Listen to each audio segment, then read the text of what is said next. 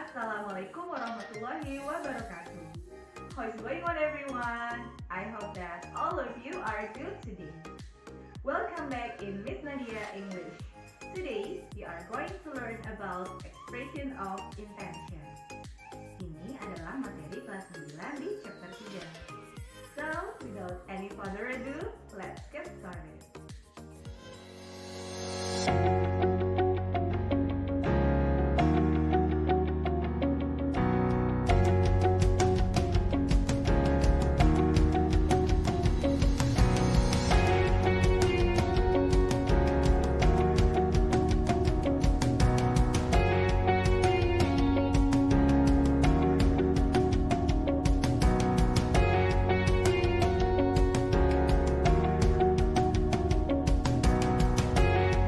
Expression of intention means words or sentences to state our plans or something that we intended to do in the future. Ya, maksudnya adalah ungkapan intention ini berarti kata-kata atau kalimat-kalimat ya yang menyatakan rencana-rencana atau sesuatu yang ingin kalian lakukan di masa yang akan datang atau di masa depan. Jadi pada intinya keinginan ini belum terjadi karena adanya di masa depan. Contohnya misalkan kalian sedang libur sekolah, kemudian merencanakan untuk berlibur ke sebuah tempat. Contohnya kalian ingin pergi ke Bali. Nah, di situ kalian sudah membeli tiket penerbangan, terus kalian juga sudah mempersiapkan yang harus dibawa. Nah, itu adalah perencanaan atau keinginan yang sudah terjadwal. Ya, jadi kemungkinan untuk terjadi sudah di atas 50%. Nah, ada juga keinginan yang belum terjadwal. Contohnya misal kalian ingin pergi ke London, tapi kalian belum membeli tiket, kemudian kalian belum mempersiapkan segala sesuatunya, kalian hanya ingin saja. Ya, itu adalah keinginan yang belum terjadwal, sehingga keinginan tersebut belum tentu saja terjadi. Ya, belum tentu dapat terjadi. Jadi ada yang sudah 50% ke atas terjadi atau yang sudah terjadwal dan ada juga yang belum terjadwal. Begitu kurang lebih pengertian dari expression of intention. Well, no. Kalian sudah sedikit paham ya tentang apa itu expression of intention atau ungkapan menyatakan keinginan atau sebuah perencanaan.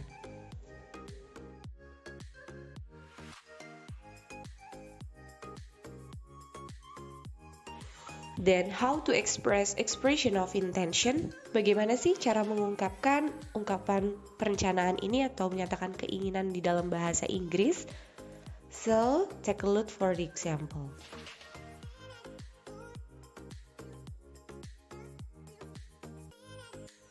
The first one is, what are you going to do?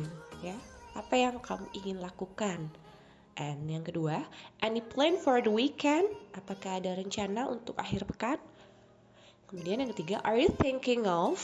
Ya, apa yang kamu pikirkan untuk? Dan selanjutnya ada, do you have any intention of? Ya, apakah kau punya beberapa keinginan untuk?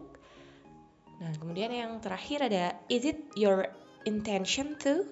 Ya, apa kau punya keinginan untuk? Nah, the blank atau titik-titik ya yang ada setelahnya itu bisa kalian isi dengan sesuatu yang ingin kalian sampaikan. Bisa diisi dengan holiday ya. Contohnya, are you thinking of your holiday? Dan seterusnya.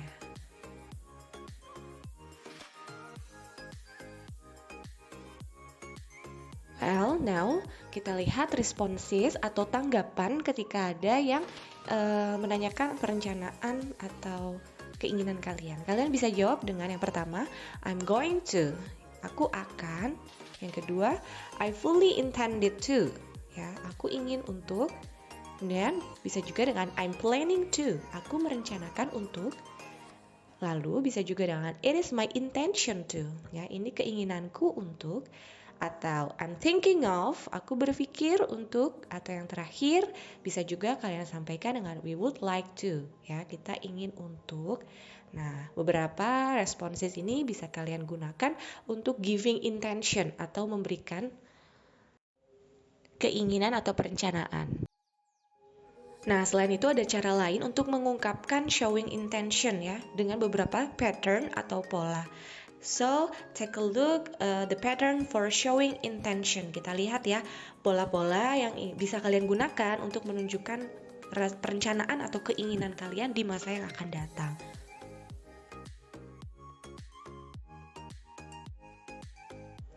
Yang pertama ada penggunaan shall atau will, yaitu aktivitas yang akan atau direncanakan di masa depan, namun belum pasti terjadi atau terjadwal. Nah, keinginan yang kamu sampaikan dengan menggunakan shall atau will, yaitu keinginan yang berupa keinginan yang belum terjadwal atau belum pasti terjadi ya, seperti yang sudah saya jelaskan di awal, bahwa perencanaan itu ada yang sudah terjadwal dan ada yang belum terjadwal. Nah, ketika kalian memilih menggunakan shall atau will, maka perencanaan yang diungkapkan yaitu perencanaan yang belum terjadwal. Ya, shall atau will berarti akan. Kita lihat polanya. Shall atau will memiliki pattern untuk kalimat positif yaitu subject ditambah shall atau will, kemudian ditambah base verb atau verb one. Nah, base verb di sini artinya kata kerja dasar itu tidak boleh kalian tambahkan dalam bentuk apapun, baik itu as, is, or ies. Jadi tidak boleh ditambahkan. Nah, untuk shall khusus untuk subjek I dan juga we, sedangkan will khusus untuk subjek he, she, it, they, dan juga you. Ya, take a look for the example ya, kita lihat contohnya. I, karena di situ menggunakan I, maka harus menggunakan shall. I shall go to Bali next time. Ya, kemudian she will go to Raja Ampat next time. Nah, karena subjeknya menggunakan she, maka kalian pilih will. Nah, kedua ungkapan tersebut masih belum terjadwal. Ya, karena ada kata next time, lain kali. Berarti belum tentu terjadi, sehingga menggunakan will dan juga shall. Kemudian untuk pola negatif ya, kalian cukup tambahkan not setelah kata shall atau will. Ya, subject plus shall, will, not, dan base verb. Ingat-ingat, base verb tidak boleh kalian tambahkan apapun. Contohnya, she will not go to Raja Ampat next time. Dia tidak akan pergi ke Raja Ampat lain kali.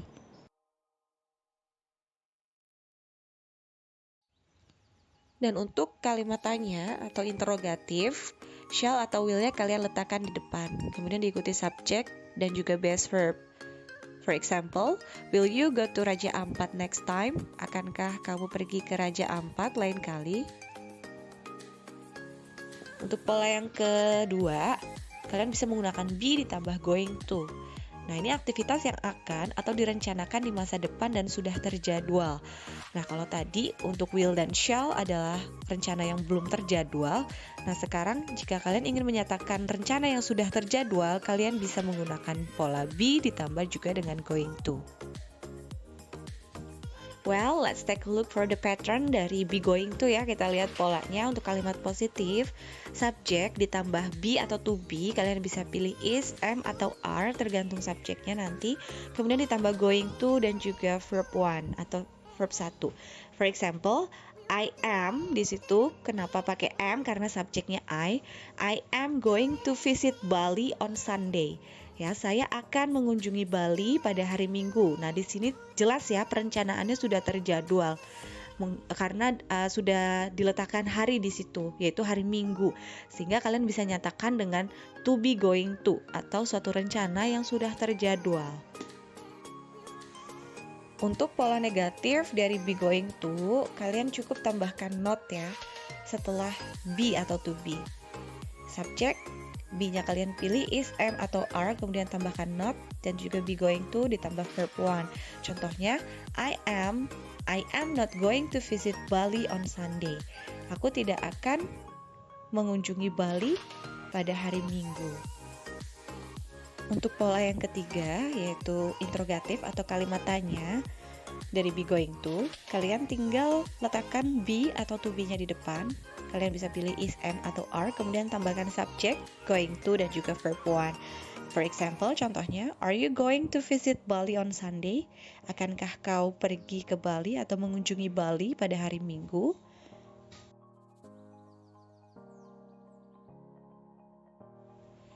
Dan cara yang ketiga atau pola ketiga itu would like to.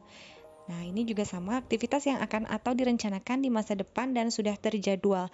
Jadi, jika kalian ingin menyatakan perencanaan yang sudah terjadwal, selain menggunakan be going to, kalian juga bisa menggunakan would like to, yang artinya akan atau ingin. Oke, untuk pattern dari would like to, untuk kalimat positifnya, subjek ditambah would like to dan juga verb 1. Ya, untuk verb 1 tidak boleh kalian tambahkan apapun ya. Ditambahkan s, es atau ies, tidak perlu untuk ditambahkan ya. For example, my father would like to stay in Jakarta next month. Jadi ayahku akan tinggal di Jakarta bulan depan. Ini sudah terjadwal ya, bahwa ayahnya akan tinggal bulan depan di Jakarta. Sehingga kalian bisa menggunakan would like to ini untuk menyatakan perencanaan yang sudah terjadwal. Kemudian untuk pattern selanjutnya yaitu pattern negatif dari would you like to. Ya, kalian cukup tambahkan not di antara would dan juga like ya. Subjek ditambah would, not like to, dan ditambah dengan verb 1. Example, my father would not like to stay in Jakarta next month. Jadi ayahku tidak akan tinggal di Jakarta bulan depan. Untuk yang ketiga, pola kalimat interrogatif, would-nya kalian letakkan di depan, kemudian subjek ditambah like to dan verb 1. For example, would you like to stay in Jakarta next month? Akankah kamu tinggal di Jakarta bulan depan?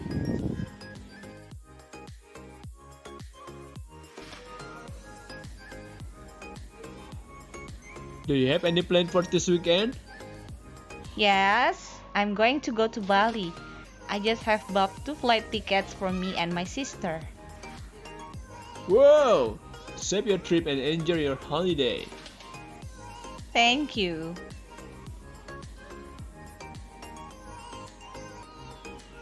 And how about you? What are you going to do? I don't know. I don't have any plan. Maybe I will just stay at home.